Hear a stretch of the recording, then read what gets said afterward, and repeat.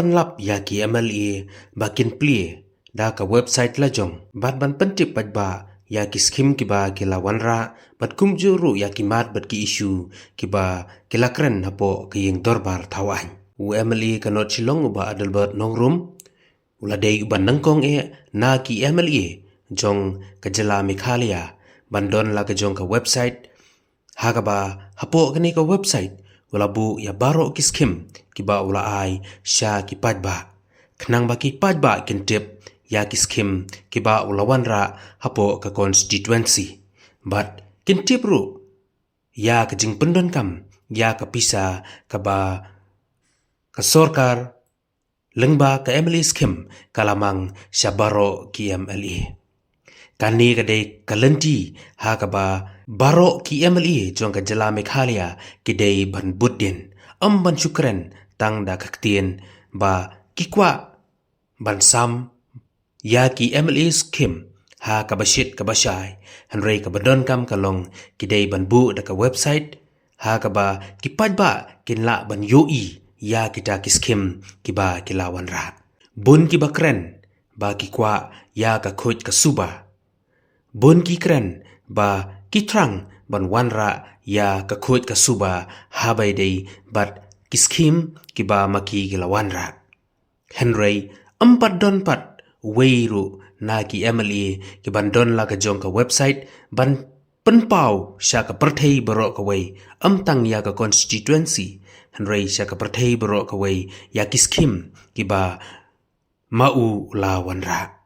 ya ka ni ka website uba Adelbert ula pelat Paidbah ha ka sngi ka ba ula sam ya ka MLA Skhim ka ba san klur tengka sya ki Paidbah jong ka constituency bat kaniru kalong kerpang namar ya kini ki MLA Skhim la sam da ki rangba shnong jong ki shnong ki baper sya ki tu ki school ki college bat sya ki Paidbah bakin pentrei ya ki Skhim penroy ki bahap ha kanot Shillong constituency khamanchopi ba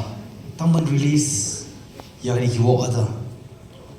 taman shu release ni wo ada kumto mo nei it doesn't mean that it is enough.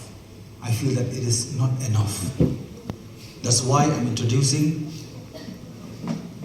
and today itself right now I'm going to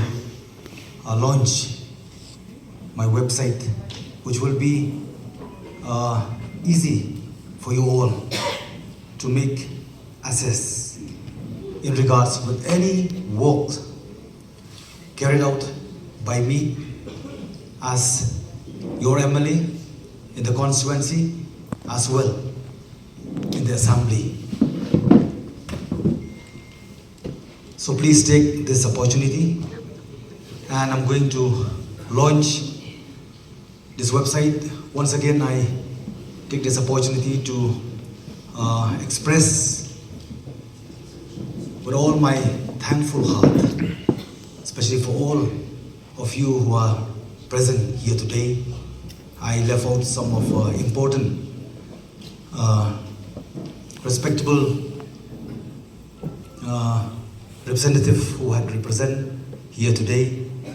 a representative from the Skhim, and all principal from all around my constituency. I'm so sorry that I will not be able to name or to mention each and every institution. So thank you once again for your presence, and it will not take any more longer.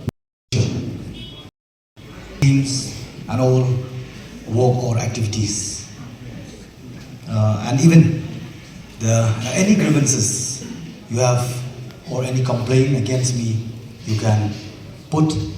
in this website, which I am going to launch now.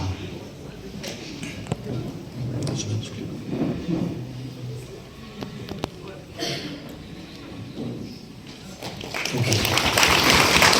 Thank you once again. May God bless all of us. Thank you.